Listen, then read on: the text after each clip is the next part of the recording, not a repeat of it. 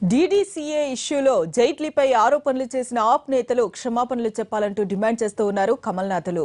త్రిసభ్య committee జైట్లీకి clean cheat ఇవ్వడంతో విమర్శల తీవ్రతను పెంచారు బీజేపీ నేతలు.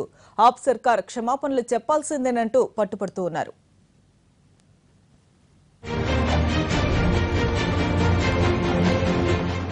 ఢిల్లీ క్రికెట్ అసోసియేషన్ కు అరుణ్ జైట్లీ అధ్యక్షుడిగా ఉన్న కాలంలో అక్రమాలు జరిగాయంటూ రచ్చరచ్చ చేసిన ఆప్ సర్కార్ కు పెద్ద ఎదురుదెబ్బే తగిలింది.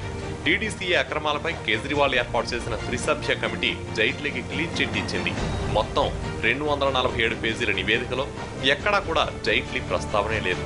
ఫిరోజ్ షా కోట్ల మైదానం పునరుద్ధరణ పనుల్లో ఆర్థిక అక్రమాలేవీ జరగలేదని నివేదిక పేర్కొంది.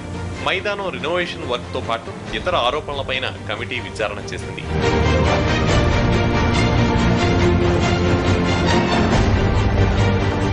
త్రిసభ్య కమిటీ నివేదికతో బీజేపీలో కొత్త జోష్ వచ్చింది.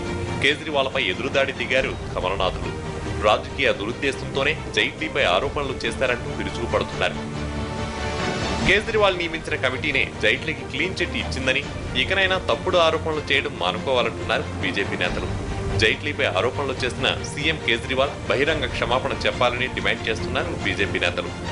మరోవైపు కీర్తి ఆజాద్ చేసిన ఆరోపణలపై కమిటీ విచారించలేదని అంటున్నారు ఆప్ నేతలు. త్రిసభ్య కమిటీ నివేదిక ఇచ్చినా గోపాల్ సుబ్రహ్మణ్యం కమిటీ దర్యాప్తు కొనసాగుతుందని ఆప్ సర్కార్ చెబుతోంది.